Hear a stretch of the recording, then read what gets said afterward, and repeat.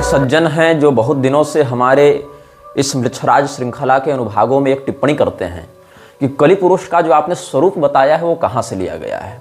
हमने कलि पुरुष का स्वरूप अपने कई प्रवचनों में बताया है। बहुत से विद्वानों आचार्यों ने भी इस विषय में बहुत बार कहा है। स्वरूप क्या है? पिशाच वदन क्रूरः कलिश्च कलह प्रियः वाम हस्ते धृतः शिष्णः दक्षे जिह्वाम च नृत्यति।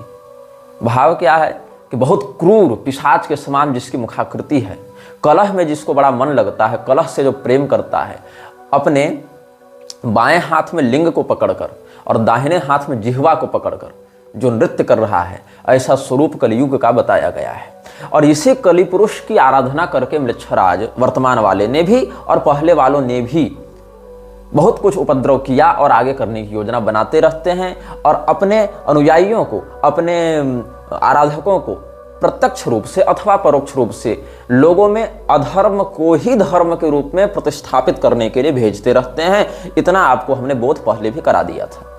अब उस सज्जन ने यह प्रश्न किया है कि ये ध्यान कहाँ का है, ये जो भाव है वो कहाँ वर्णित है।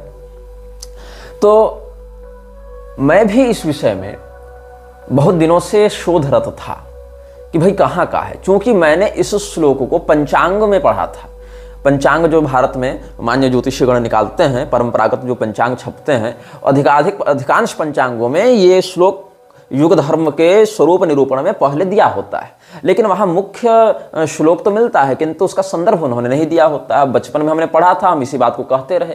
किंतु हम अपने दर्शकों का धन्यवाद व्यक्त करना चाहेंगे कि उनके अनेकानेक प्रश्नों से हमारा स्वाध्याय भी दृढ़ होता है और हमारे अध्ययन के दृढ़ होने से फिर लोगों का भी मंगल होता है, अलग अलग बातें सामने आती हैं।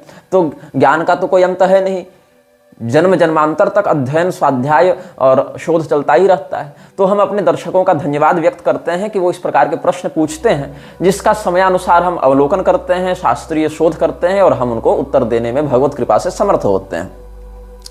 हम आपको ब्रह्म वैवर्त पुराण के तृतीय खंड के परिशिष्ट के रूप में व्यक्त किए गए काशी रहस्य से एक भाव व्यक्त करना चाहेंगे और इस भाव को आप समझेंगे तो आगे बहुत सी संस्थाओं के षड्यंत्र को समझने में आपको सुविधा होगी। जैसा कि पहले हमने योगानंद के विषय में बताया, जैसा कि हम वर्तमान में इस्कॉन के विषय में बता रहे हैं, महेश योगी इत्यादि के बारे में भी बता चुके हैं। आगे विवेकानंद, आरएसएस और गायत्री परिवार या ब्रह्मा कुमारी या ओशो या और भी इस प्रकार के अनुकूल ठाकुर, ये सब के ऊपर भी बातें आएंगी।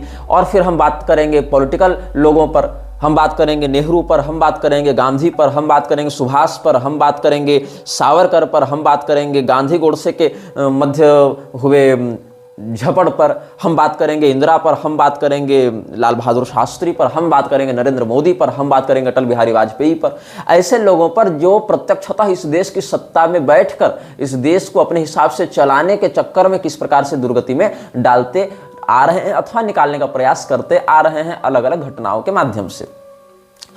इसके अनंतर हम इस श्रृंखला में इन विषयों पर भी चर्चा करेंगे कि कैसे मृच्छराज के द्वारा भेजे गए ईसाइयों के द्वारा, मुसलमानों के द्वारा, बौद्धों के द्वारा इस देश की मूल संस्कृति अवधारणा को विकृत किया गया है, चाहे तलवार से, चाहे कलम से, चाहे मीठा खिलाकर, चाहे जहर चटाकर।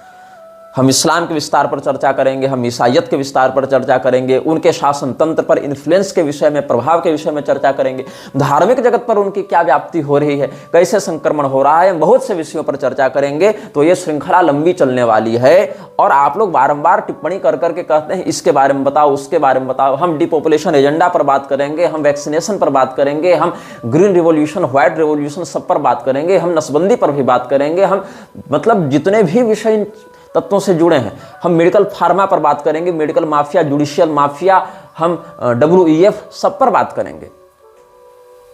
लेकिन समय अनुसार, ऐसा नहीं कि आपके टिप्पणी कर देने से हम सारा काम धंधा छोड़ के और एक ही विषय पर भिड़ जावे, पड़ जावे कि नहीं यही बात है, ऐसी ही है, वैसी है। नहीं हो सकता है ऐसा, क्योंकि समय कम होता है, विषय अनंत होते हैं और उसकी अभिव्यक्ति करके फिर उसको एडिट करके फिर उसको अपलोड करके फिर आप सबों की प्रतिक्रियाओं की पुनः प्रतिक्रिया देने में ही बहुत समय निकलता है और मेरे पास इतना समय होता नहीं है। इसीलिए भगवत कृपा से, भगवत प्रेरणा से जितना मिल रहा है उतना आप ग्रहण करते जाएं और धैर्यपूर्वक आगे आने वाले विषयों की प्रतीक्षा करते रहें। यही आप सबों के प्रति हमारा परामर्श होगा। तो हम बात कर रहे थे कलयुग के स्वरूप की। चूंकि मृच्छराज ये सारे उपद्रव कलयुग को प्रसन्न करने के लिए करता है, कलिवृद्धि के लिए करता है, और कलयुग जितना पुष्ट होता है उतना ही मृच्छराज का बल बढ़ता है। मृच्छराज का बल बढ़ता है, उसके पैशाचिक ऐश्वर्य में वृद्धि होती है। तो मृच्छराज जिसकी आराधना करता है, ऐसा कलिपुरुष कैसा दिखता है, उसकी कार्य प्रणाली क्या है, उसके प्रभाव से क्या क्या परिणाम देखने को मिलते हैं, ये सब हम आपको प्रमाण के साथ बताएंगे, श्लोक के साथ बताएंगे, हिंदी सरल अनुवाद के साथ बताएंगे। तो जब भगवान ब्रह्मदेव के द्वारा चारों युगों का प्रवर्तन किया गया था, देखो कोई भी युग अकेला नहीं रह सकता है, प्रकाश अंधकार के बिना नहीं रह सकता है, सुगंध दुर्गंध के बिना नहीं रह सकता है। मतलब दोनों साथ साथ नहीं रहेंगे एक जगह एक साथ, लेकिन प्रकृति में सत्वगुण रजोगुण तमोगुण तीनों रहेंगे वैषम्य भाव से, तभी संसार चक्र प्रवर्तित होगा। ये बात मैं समझाना चाह रहा हूं। किसी भी एक वर्ण से, किसी भी एक तन्मात्रा से, किसी भी एक तत्व से, किसी भी एक गुण से, ये किसी भी एक कालखंड से संसार गतिमान नहीं हो सकता है। इसीलिए अपेक्षाकृत कम ही सही, लेकिन किसी मात्रा में अधर्म को रहना पड़ेगा, किसी मात्रा में तमोगुण को रहना पड़ेगा। इसीलिए कलयुग को पूरे समय चक्र में कितना हिस्सा मिला है? मात्र 10%, 1/10 मिला है। मतलब सतयुग को कितना मिला है? 40%, त्रेता युग को 30%, द्वापर युग को 20% और कलयुग को 10%। ये कालखंड में इनको भाग मिला है। तो जहां कलयुग मात्र 10% है, उसकी तुलना में द्वापर युग 20% है, इसकी तुलना में त्रेता युग 30% है, इसकी तुलना में सत्ययुग 40% है। वहां हम क्यों डर जाते हैं, हम क्यों भयभीत हो जाते हैं, भ्रमित हो जाते हैं? क्योंकि हम वर्तमान कालखंड में जी रहे हैं। लोग प्रश्न करते हैं कि मृच्छराज क्या इतना बड़ा हो गया कि भगवान से भी बड़ा हो गया? देखो, हमने कभी भगवान से बड़ा तो उसको नहीं कहा। भगवान क्या, हमने तो देवराज इंद्र से बड़ा उसको नहीं कहा। देवराज इंद्र क्या, गुह्यकावतार विक्रमादित्य से हमने उसको बड़ा नहीं कहा। लेकिन बात क्या है, अभी वो प्रभावी है। डायरिया कैंसर नहीं है, लेकिन जब पकड़ता है तो व्यक्ति व्यथित हो जाता है।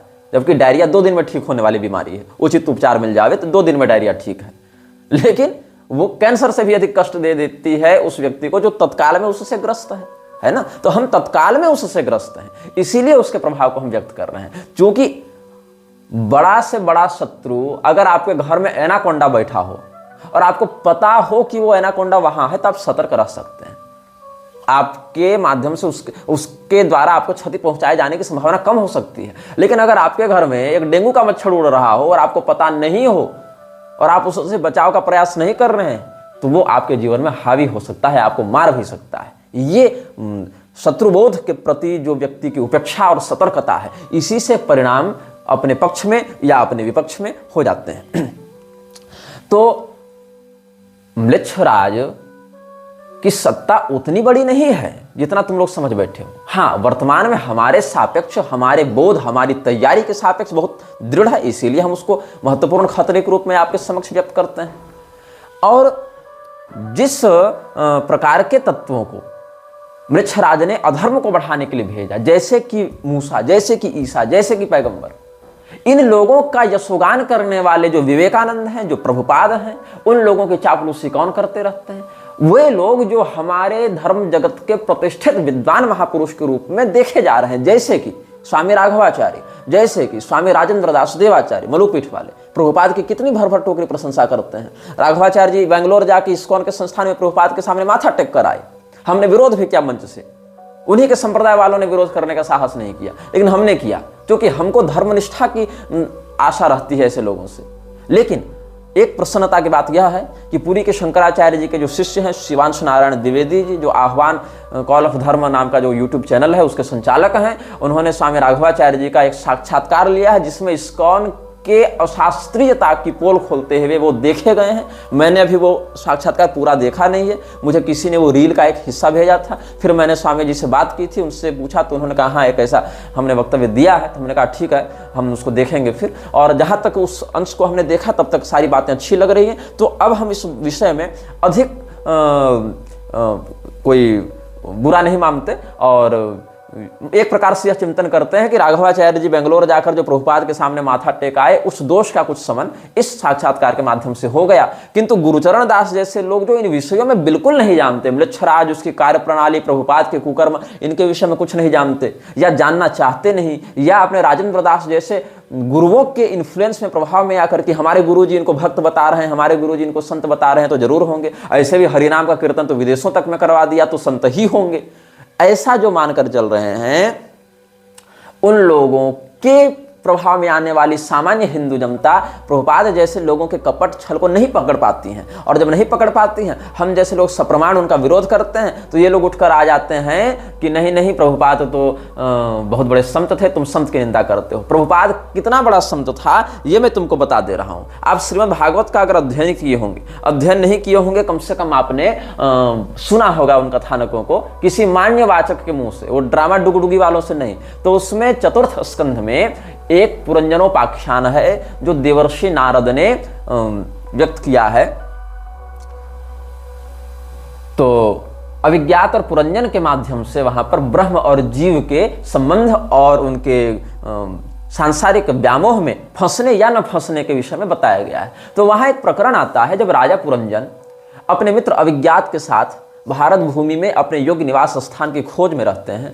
एक बहुत सुंदर दुर्ग का दर्शन होता है। नवद्वार समन्वित उस पूर्व में जब राजा पुरंजन प्रविष्ट होते हैं तो अभिज्ञात बाहर ही निकल जाते हैं, वो नहीं फंसते हैं उन सभी विलासित बातों में। तो राजा पुरंजन को वहाँ एक बहुत ही सुंदर स्वरूप वाली स्त्री दिखाई पड़ती है। उस स्त्री के रक्षक के रूप में एक पंचमुखी सर्प था, 10 सेवक हैं, सैकड़ों सेविकाएं हैं। ये सब बातें हैं, वो सब आप हमारे या किसी मान्य विद्वान के प्रवचनों में सुन सकते हैं। पुरंजनोपाख्यान के विषय में बहुत से वक्तव्य यूट्यूब पर भी आपको उपलब्ध होंगे।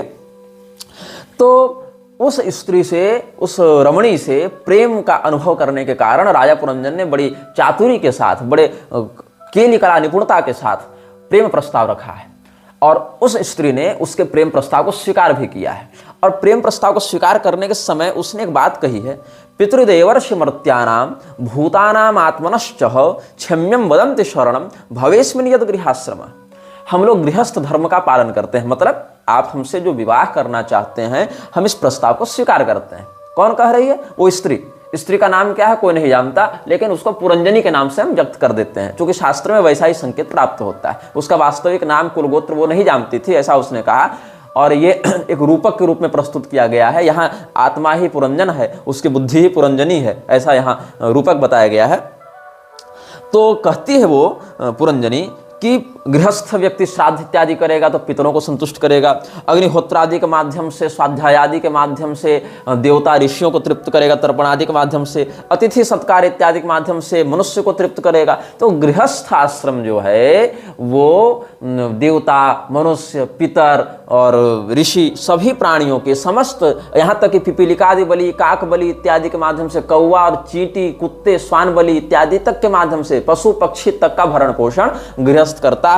तो इससे समस्त लोगों का हित है, कल्याण है, मंगल है। इसीलिए हे राजन, हम गृहस्थाश्रम में जाते हैं। इस प्रकार का भाव व्यक्त किया है। आगे का श्लोक क्या कहता है? का नाम वीर विख्यातम वदान्यम प्रिय दर्शनम न वृणीत प्रियम प्राप्तम मादृशी तादृशम पतिम। हे राजन, आपने हमारे सौंदर्य की, हमारे लावण्य की प्रशंसा की है, तो ऐसा नहीं कि हम ही केवल इतनी सुंदरी हैं, आप भी परम सुंदर हैं, आप बड़े वीर हैं, बड़े उदात्त चरित्र वाले नायक हैं, आप बड़े विख्यात हैं। तो कौन सी ऐसी स्त्री होगी जो आप जैसे सज्जन आर्य पुरुष को अपना पति स्वीकार नहीं करना चाहेगी? इतनी सी बात है इस प्रसंग में कि एक राजा एक रानी के प्रति प्रेम व्यक्त करता है और रानी भी उसके प्रेम को बड़ी पवित्रता के साथ स्वीकार करती है। दोनों विवाह करते हैं, तो दोनों एक दूसरे की सुंदरता या उन्नत व्यक्तित्व की प्रशंसा करते हैं। इतनी सी बात है। लेकिन अब हम इतना बता क्यों रहे हैं? यहां हम बता रहे हैं कि प्रभुपाद ने इसका कैसे व्याख्यान किया है। जिस प्रभुपाद को तुम संत मानते हो और हमारे कथित जगतगुरु लोग जिस प्रभुपाद को बड़ा संत बताते फिरते हैं, उस व्यक्ति ने यहां पर क्या अर्थ किया है जिस अर्थ का कोई तालमेल नहीं इस प्रसंग से। अगर श्लोक में ऐसा कोई भाव प्रतीत होता तो समझ में आता कि हाँ, श्लोक में ऐसा भाव है तो कह रहा है व्यक्ति।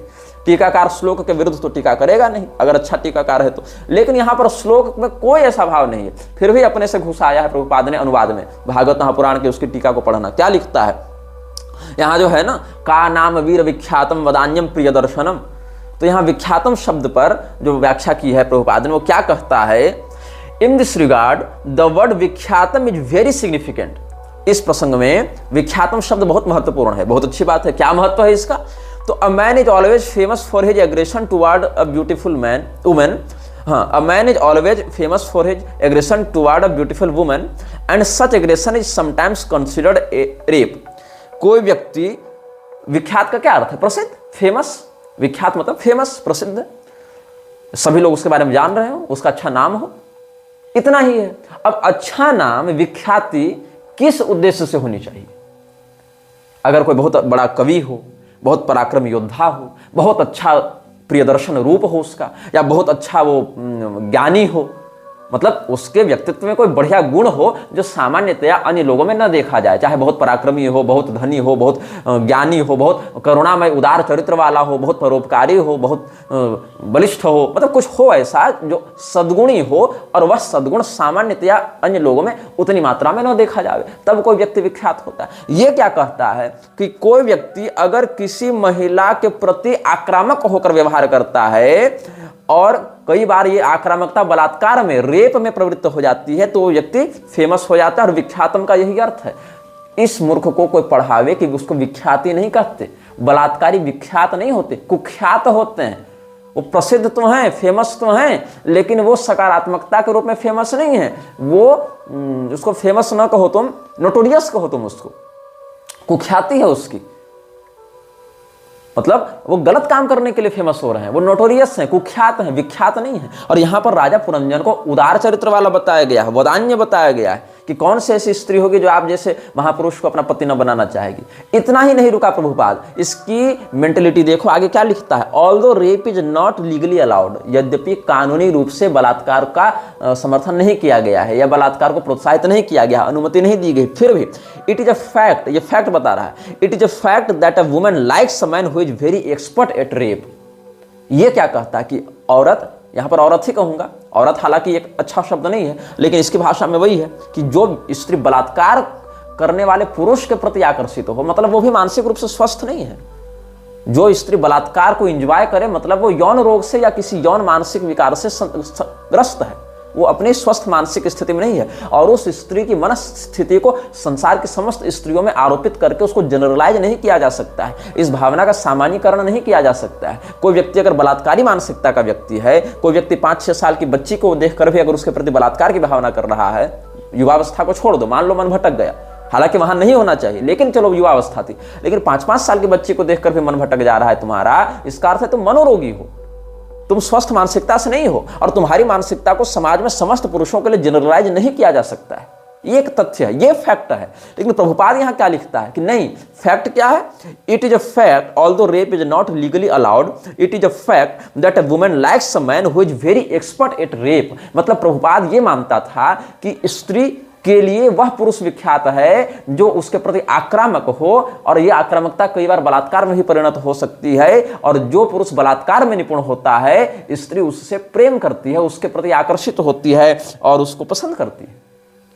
यह प्रभुपाद की मानसिकता है। जो प्रभुपाद श्रीमद् भागवत जैसे ब्रह्म विद्या शास्त्र की ऐसी कुव्याख्या कर सकता है, नारद प्राचीन बरही संवाद के अंतर्गत जीव को ब्रह्म स्वरूप से विनियोजित करने वाले पुरंजनोपाख्यान के अंतर्गत आने वाले प्रसंग की, जहां श्लोक में भी ऐसा कोई भाव नहीं है, ऐसी विकृतिपूर्ण व्याख्या कर सकता है, वो श्रीमद् भगवद गीता की क्या दुर्गति किया होगा व्याख्या करके, ये तुम अनुमान लगा लो। और चलो, इसको तुम अगर कोइंसिडेंस मान लेते हो, इसी प्रसंग के अगले अध्याय में 26वें अध्याय में हम ये चिंतन करते हैं। वहां क्या होता है, राजा पुरंजन अपनी पत्नी से बड़ा प्रेम करते हैं, विवाह हो गया इनका, बड़ा प्रेम करते थे, एकदम दिन भर छाया के समान लगे रहते थे, खाने पर खाते, सोने पर सोते, हंसने पर हंसते, नहाने पर नहाते, मतलब बिल्कुल पत्नी के साथ लगे रहते।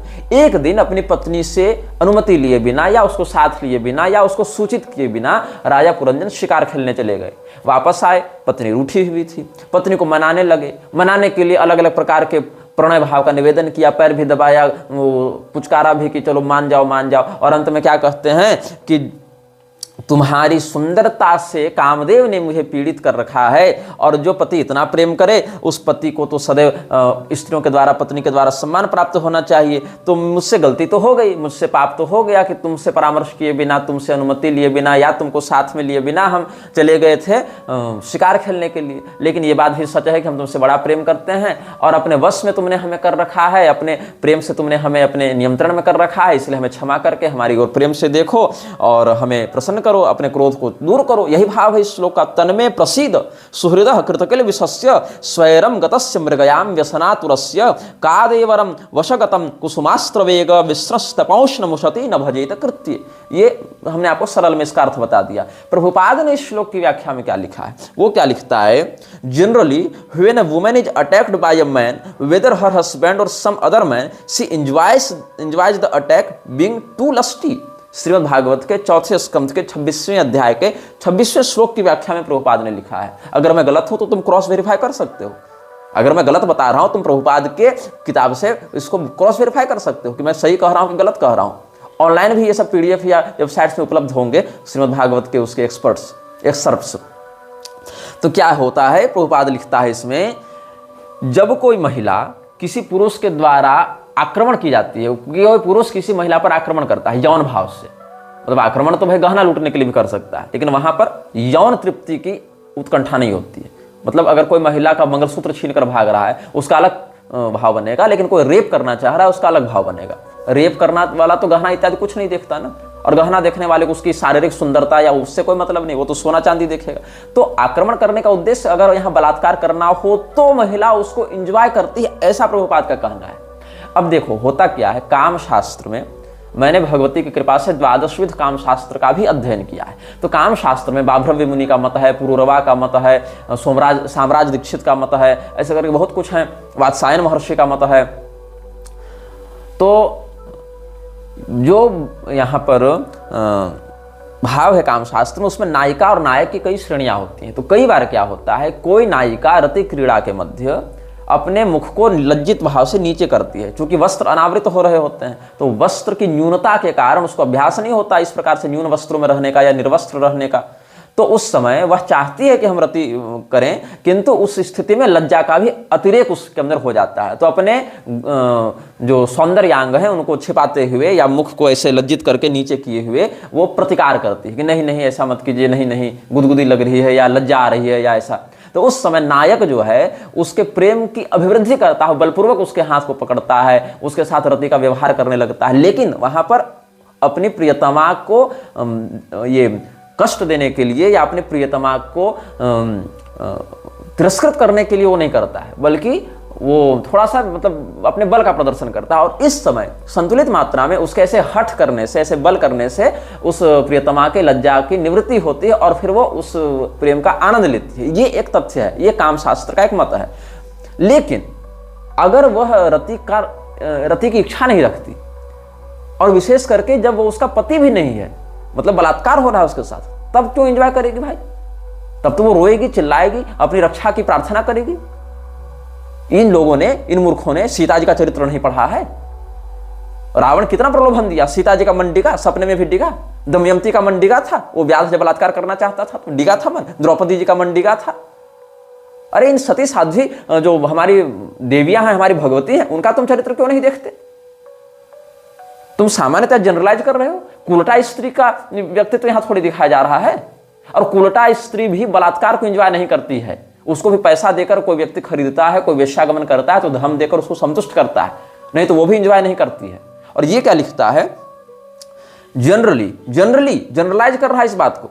When a woman is attacked by a man whether her husband और सम अदर मैन, मतलब हस्बैंड में तो काम शास्त्र लागू हो भी सकता है, चलो ठीक है पति है, लेकिन other man she enjoys the attack being too lusty. ये इसकी भावना है स्त्रियों के प्रति। हाँ, ये सत्य है कि स्त्रियों में कामातिरेक पुरुष की अपेक्षा 8 गुण अधिक होता है। ये बात भी सत्य है कि स्त्री अगर दुष्ट चरित्रा हो जावे तो समस्त पुरुषों को भी दुष्ट चरित्र बना सकती है। मान लो किसी मोहल्ले में 10 घर हैं, उस 10 घर में एक घर जो है वो एक वेश्या के प्रति आकर्षित होने वाला या दुष्चरित्र पुरुष का है, तो उस एक दुष्चरित्र पुरुष के मन में जो विकृति है उसके कारण 10 घर की महिलाएं, बाकी 9 घर की महिलाएं भी दुष्चरित्र हो जाएं, ऐसा आवश्यक नहीं है। लेकिन अगर एक घर की महिला दुश्चरित्रा है तो वो संकेत स्थान का प्रयोग करके पूरे मोहल्ले को भी भ्रष्ट कर सकती है, क्योंकि अगर महिला स्वयं से पहल करे तो पुरुष के भटकने की संभावनाएं बहुत बढ़ जाती हैं और महिला उसको गोपनीय रखती, इसीलिए वो विकृति कितनी फैलती कोई नहीं जानता। व्यभिचार को महिला ही छिपाकर प्रश्रय देती है, ये सत्य है। अगर महिला अपने चरित्र पर निष्णात रहे तो अगर उसके साथ कोई बलात्कार करने आ भी जाए तो वो छिपेगा नहीं, वो दंडित होगा समाज के द्वारा, वो पर्दा उसका खुल जाएगा। लेकिन अगर वही छिपाने पर आ जाए, वही अगर प्रोत्साहित करने लग जाए तो सैकड़ों पुरुषों को व्यभिचारी बना सकती है। और अगर सच्चरित्रा तो एक ही पुरुष के व्यभिचार के इसमें प्रस्तावन पर उसका जो है वो जीवन बिगाड़ देगी, ये बात होती है। लेकिन प्रभुपाद ने क्या कहा, दोनों बातों का आप देखें, 25वें अध्याय के 40-41 श्लोक और 26वें अध्याय के 26वें श्लोक, चौथे स्कंद से बता रहा हूं। क्या लिखता है, In this regard, the word Vikyatam is very significant. A man is always famous for his aggression toward a beautiful woman, and such aggression is sometimes considered rape. Although rape is not legally allowed, it is a fact that a woman likes a man who is very expert at rape. Generally, when a woman is attacked by a man, whether her husband or some other man, she enjoys the attack, being too lusty. ये विचार है प्रभुपाद के। और प्रभुपाद जो है वो शिव पुराण इत्यादि की खूब निंदा करता था। प्रमाण नहीं मानेंगे हम इन बातों को, ये सब प्रामाणिक नहीं है ग्रंथ, तामसी पुराण है, इनको हम नहीं मानेंगे। तो किसको मानेंगे, तो क्या मानेंगे, तो क्या लिखता है, we have got this opportunity. ये कहां है, भागवत का जब ये प्रवचन कर रहा था सैन फ्रांसिस्को में बैठकर, प्रभुपाद सैन फ्रांसिस्को में 13 मार्च 1967 ईस्वी को, 13th of March 1967, sitting in San Francisco giving lecture on Bhagavat, Prabhupada states, क्या कहता है Prabhupada, we have got this opportunity, this human form of life with sense, so that we can understand the Shrimad Bhagavatam, Bhagavad Gita और Bible और Quran. These are meant for civilized human society. These are the real words of Prabhupada when he was giving lecture on Srimad Bhagavat sitting in San Francisco on 13th of March 1967। क्या कहता है प्रभुपाद, हमें ये अवसर मिला है, ये मनुष्य जीवन और ये प्रज्ञा मिली है, ये बुद्धि मिली है, ताकि हम समझ सकें उन ग्रंथों को जो सभ्य मानव समाज के लिए बनाए गए हैं, जैसे कि श्रीमद् भागवत, भागवत गीता, बाइबल या कुरान। अगर शिव पुराण से कोई प्रमाण इन लोगों को दो, इन लोगों को स्कंद पुराण से कोई प्रमाण दो, इनको अगर ऐसे किसी ग्रंथ से प्रमाण दो जहां भगवती दुर्गा का चरित्र महात्म्य बताया गया है, जहां गणेश पुराण हो, देवी भागवत हो, तो वो सब क्या कहेंगे, ये सब अप्रमाण है, ये सब मायावादी ग्रंथ हैं, ये सब हम नहीं मानते। लेकिन मानव जीवन क्यों मिला है इसको, कुरान और बाइबल पढ़ने के लिए, और गीता और भागवत को ये कुरान और बाइबल के समकक्ष रख रहा है। मतलब इसके लिए कुरान और गीता में कोई अंतर नहीं, बाइबल और भागवत में कोई अंतर नहीं, ये इसकी बुद्धि। लेकिन इसको शिव पुराण और भागवत में भेद दिख जाता है। ये प्रभुपाद की ओरिजिनल वाणी है। अब बताओ, बाइबल और कुरान को, भागवत महापुराण और गीता के समतुल्य समझने वाला और स्वयं को उसको समझने के लिए मानव जीवन प्राप्त हुआ, ऐसा कहने वाला व्यक्ति चैतन्य महाप्रभु का अनुयायी है, मध्वाचार्य जी का अनुयायी है, गौड़ी संप्रदाय का आचार्य है। और ये सब आजकल के कथित बड़े बड़े जगत गुरु और महामंडलेश्वर इसको प्रणाम करते हैं। और आगे देख लो क्या होता है। 1 जुलाई 1976 को जब अक्षयानंद ये सबसे बात नहीं, ये जब बात हो रही थी, अक्षयानंद को तो गाली दिया था इसने, अक्षयानंद या क्या नाम है इसका, स्वामी करपात्री जी और स्वामी अखंडानंद जी वो क्या कहा था इसने, it is very popular amongst the Mayavadi people you speak of, all now the so called Vedantists they are speaking on Shrimad Bhagavatam distorting. मतलब आजकल के जो मायावादी वेदांती हैं, जिनको शंकराचार्य की परंपरा वालों को खूब गाली देता था ना प्रभुपाद, लेकिन कभी इसने ईसा मसीह को कुछ नहीं भला बुरा कहा, क्योंकि तुरंत विदेश वाले 2-2 लाख देके निकाल देते वहां से। लेकिन उनका पैसा चाहिए था, उनको अपनी ओर कल्ट बनाकर आकर्षित करना था।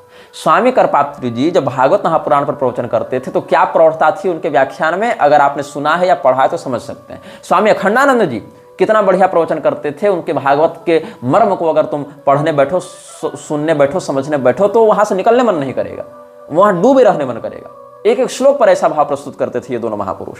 और मलुक पीठ वाले महाराज जी भी इन दोनों महापुरुषों की खुलेआम सराहना करते हैं, मंच से प्रशंसा करते हैं और कई मामलों में इनका संदर्भ देकर उदाहरण भी देते हैं। राघवाचार्य जी भी ऐसा करते हैं, पूरी के शंकराचार्य जी भी ऐसा करते हैं, मतलब जो भी इस प्रकार से शास्त्रीय ग्रंथों से जुड़े लोग हैं वो ऐसा करते हैं। किंतु क्या कहा था इसने, प्रभुपाद ने, जो गीता और भागवत को कुरान और बाइबल के समतुल्य बता रहा है और प्रामाणिक बता रहा है कुरान बाइबल को, वो भागवत के प्रवचन करने पर करपात्री स्वामी को कहता था कि तुम तो भागवत के अर्थ को विकृत करते हो। जो रेप का समर्थन भागवत से करवा रहा है, बलात्कार का समर्थन भागवत से करवा रहा है, वो स्वामी करपात्री जी पर आक्षेप करता था कि तुम भागवत की गलत व्याख्या कर रहे हो। और क्या कहता था, रास्कल कहता था। अब बोलना पड़ेगा, लिखा है, कहा है इसने, इसीलिए बोलना पड़ेगा, इसलिए मैं क्षमा चाहता हूं ऐसे महापुरुषों से। मेरा सिद्धांत के विरोध हो भी जावे तो इस प्रकार की हम शब्दावली का प्रयोग नहीं करते हैं। Now the so called Vedantists they are speaking on Shrimad Bhagavatam distorting Akhandananda Karpatri the rascals, ऐसा इसने कहा है। स्वामी करपात्री जी के विरोध में अगर अभी हम ऐसे शब्द का प्रयोग कर दें, भगवत कृपा से नहीं करेंगे, लेकिन अगर कर दें तो कितने लोग मेरे विरुद्ध हो जाएंगे। तो लोग कहेंगे संत की निंदा करते हो, लेकिन इस्कॉन के संस्थापक प्रभुपाद के इन वास्तविक शब्दों पर कोई ध्यान नहीं दे रहा है। और आगे देखो, तुलसीदास जी के विषय में तो कह ही चुका है कि he is not pure Vaishnava, he has got Mayavadi touch. Tulsidas ji pure Vaishnav नहीं है, वो मायावादी प्रभाव में थे, ऐसा कह रहे हैं। लेकिन पैगंबर प्योर वैष्णव था, ईसा मसीह प्योर वैष्णव था, उस पर भी बाद में आएंगे इसके लिए।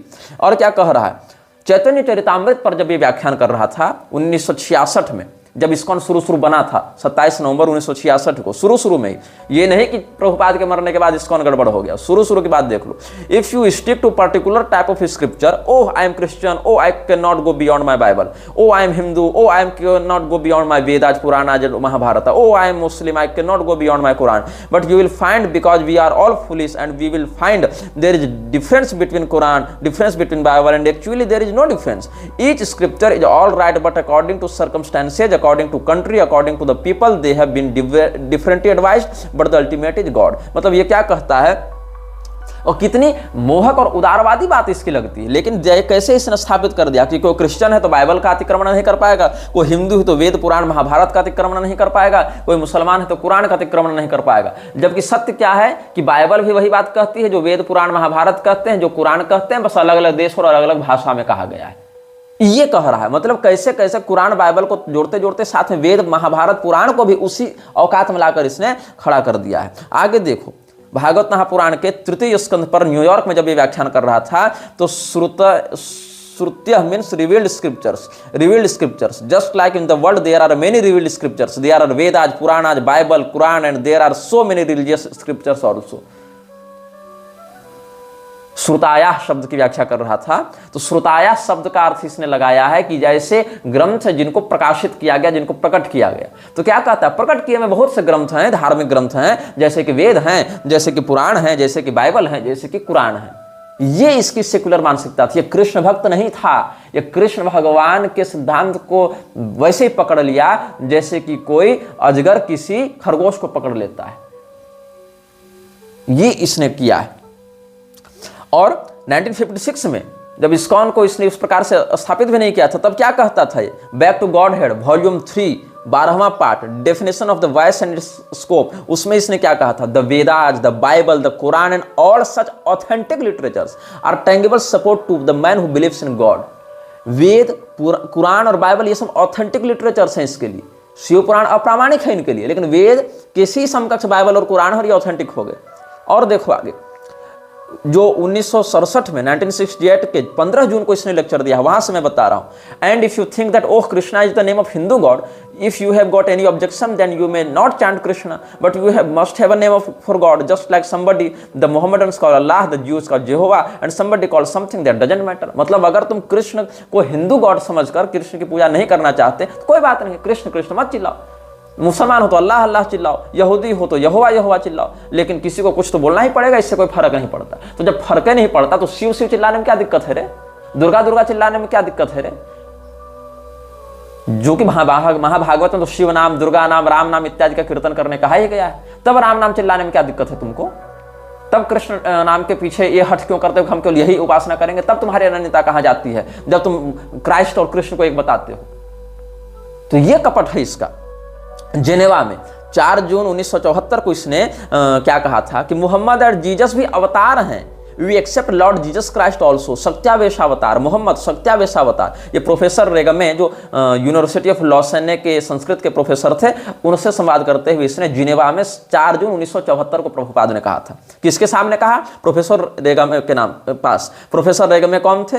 यूनिवर्सिटी ऑफ लॉसेने में संस्कृत के प्रोफेसर थे, और ये कमरे में बात हुई थी जिनेवा में 4 जून 1974 को, जहां ये कहता है कि हम तो लॉर्ड जीसस क्राइस्ट को भी सत्यावेशावतार मानकर स्वीकार करते हैं, पैगंबर को भी सत्यावेशावतार मोहम्मद को भी मानकर स्वीकार करते हैं।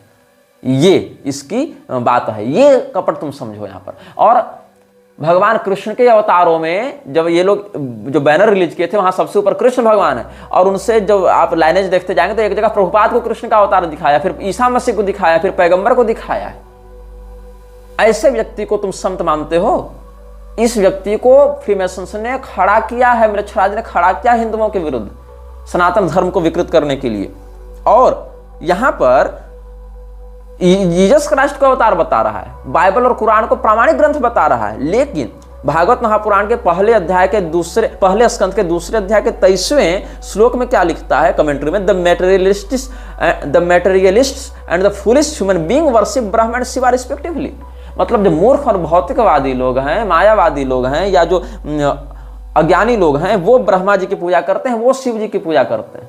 ये अर्थ लगा रहा है। मतलब जीसस क्राइस्ट की पूजा करना ठीक है, पैगंबर की पूजा करना ठीक है, लेकिन शिव जी और ब्रह्मा जी की पूजा करना गलत हो गया प्रभुपाद के लिए। और देखो, रामानुजाचार्य जी और मध्वाचार्य जी को जीसस क्राइस्ट के समान मानता था। क्या आज के वैष्णवाचार्य जैसे मलु पीठवाले जैसे राघवाचार्य इस बात को प्रामाणिक मानेंगे? मध्वाचार्य जी को इसने जीसस क्राइस्ट के समतुल्य रखा है। किस बात के तुम लोग गौड़ी संप्रदाय के आचार्य हो रहे, जो तुम लोग इसका विरोध नहीं कर पाए हो आज तक? ये मैं कहना चाहता हूं। तुम लोग मेरे ऊपर आक्षेप करते हो कि तुम वैष्णवाचार्यों की निंदा करते हो। मैं ही हूं जो वैष्णवाचार्यों के सम्मान के लिए मुखर होकर कहता हूं, और तुम्हारे अंदर जो घुसपैठ है ना, उसको खींच खींच कर बाहर निकालता हूं, जिंदा पोस्टमार्टम करके बाहर निकालता हूं। तो यहां पर क्या हो रहा है, क्या कहता है ये भागवत महापुराण के दूसरे स्कंद के दूसरे अध्याय के 36वें श्लोक की कमेंट्री में? All the great acharyas like Ramanuja, Madhva, Chaitanya, Saraswati Thakur, और even in other countries Mohammed Christ and others have all extensively glorified the Lord by chanting always in every place. यहां पर मोहम्मद और जीसस को रामानुजाचार्य, मध्वाचार्य, चैतन्य महाप्रभु के समकक्ष इसने रख दिया है। और भागवत महापुराण के दूसरे स्कंद के दूसरे अध्याय की 31वें श्लोक की कमेंट्री में क्या लिखता है? To be more clear, if one wants to attain the stage of love of Godhead, he must give up all desires for material enjoyment. He should refrain from worshipping any of the demigods, and he should devote himself only to the worship of the supreme personality of Godhead. मतलब केवल भगवान कृष्ण ही godhead हैं, supreme हैं, और बाकी demigods हैं। लेकिन पैगंबर को तुम मानोगे कि उसकी पूजा करनी चाहिए, वो सच्चा आचार्य था। ईसा मसीह को मानोगे, और बाकी लोग शिव जी, ब्रह्मा जी सब डेमीगॉड्स हैं। अरे कम से कम भगवान ने रुद्राणाम शंकरश्चास्मि वित्तेषु यक्षरक्षसाम तो कहा, वह सुनाम पावकश्चास्मि तो कहा। डेमीगॉड ही अगर मानना है तुमको, परब्रह्म नहीं मानते हो रे नालायको, तो कम से कम भगवत विभूति में तो गिनो। यहाँ जीसस क्राइस्ट भगवत विभूति में आ रहे हैं, लेकिन शिव जी नहीं आ रहे इनके लिए। ये इनका कपट है, ये इनका द्वेष है। और Maitreya was a great sage and a learned scholar philosopher, but not a pure devotee of the Lord. Maitreya मुनि जो विदुर जी को भगवान की इतनी सुंदर भक्ति बता रहे हैं, इतना सुंदर गजब का ज्ञान दे रहे हैं, मैत्रेय मुनि जो भागवत महापुराण का विदुर जी, परम भागवत परम भक्त विदुर जी को उपदेश कर रहे हैं, वो प्रभुपाद के लिए सच्चे भक्त नहीं थे। गोस्वामी तुलसीदास जी सच्चे भक्त नहीं थे, इसके लिए तो दुर्वासा मुनि भी सच्चे भक्त नहीं थे। जबकि ब्रह्मवैवर्त पुराण के प्रकृति खंड में शिव जी ने स्वयं दुर्वासा जी को भगवान कृष्ण का परम भक्त बताया है, वहां इसको प्रमाण नहीं मानेगा ये। मैत्रेय मुनि जो जिनके पास भगवान के परम भक्त उद्धव जी ने परम भक्त विदुर जी को ज्ञान लेने भेजा, वो मैत्रेय जी इसके लिए भक्त नहीं थे प्रभुपाद के लिए। लेकिन जीसस क्राइस्ट बहुत बड़ा भक्त था, पैगंबर बहुत बड़ा भक्त था।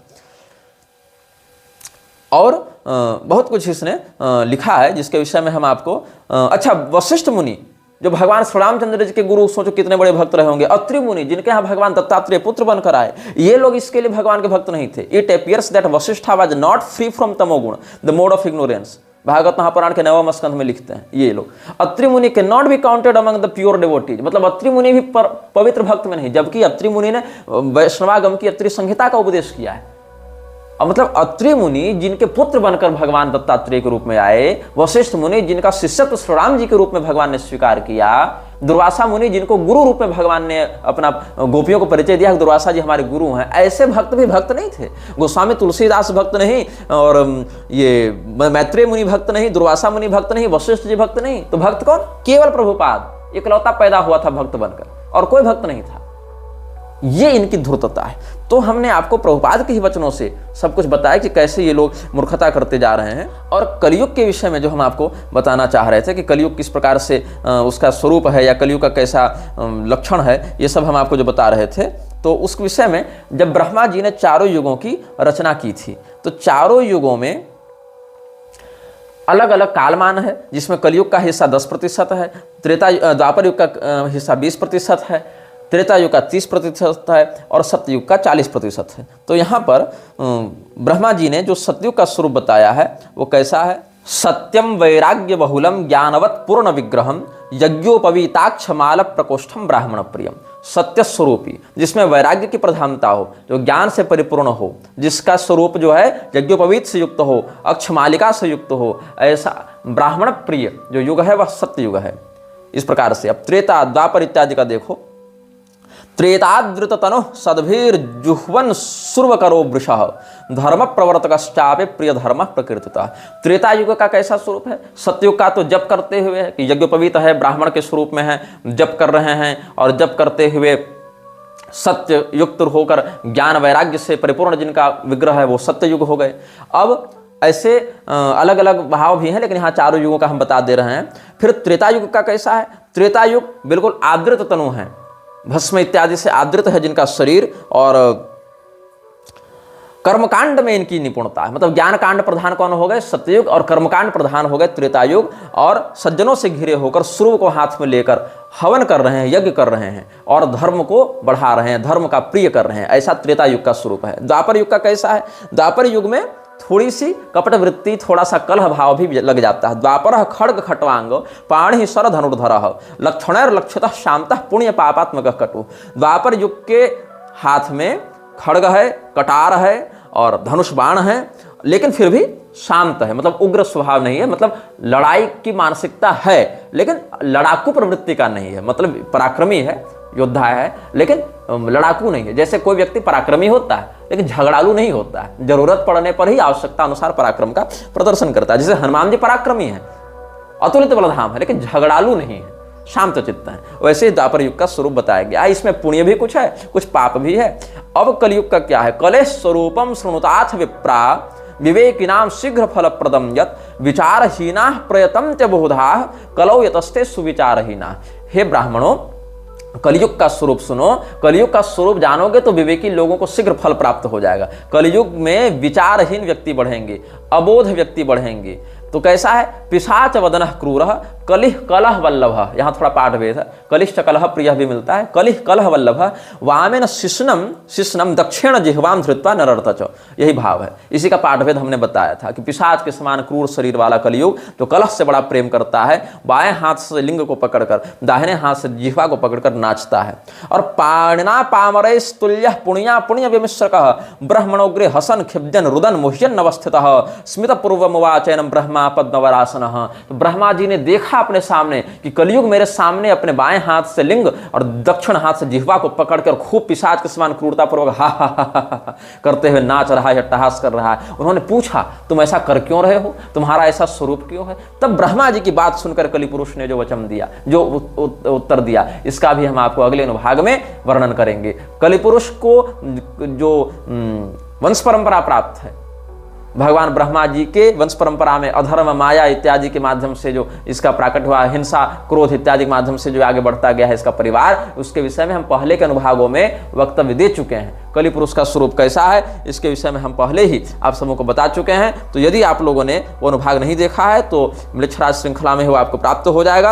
अनुभाग 7 में अगर आप जाएंगे तो कलि पुरुष का जन्म कैसे हुआ था, कल की पुराण में कलि पुरुष के बारे में क्या बताया गया है, ये सब भी आप सुन लेंगे। तो अनुभाग 7 एक बार देख लीजिएगा। और इस श्रृंखला की एक विचित्र बात यह है कि सभी अनुभागों को क्रमशः देखिएगा, तभी आगे के विषय स्पष्ट होंगे। ये नहीं कि बीच बीच में देख लिए तो स्पष्ट कर लेंगे, ऐसा नहीं। सारे अनुभाग इंटरकनेक्टेड हैं, अंतर मिश्रित हैं, इसलिए क्रमशः देखेंगे तो ही सारी बात आपको समझ में आएगी। यह वीडियो जल्द ही हटा दिया जा सकता है। कृपया थर्ड पार्टी ऐप्स का उपयोग करके डाउनलोड करें। आप इस वीडियो को अपने चैनल पर फिर से अपलोड भी कर सकते हैं।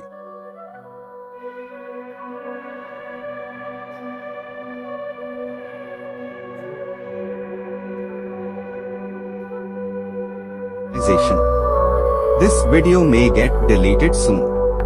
Please download using third-party apps.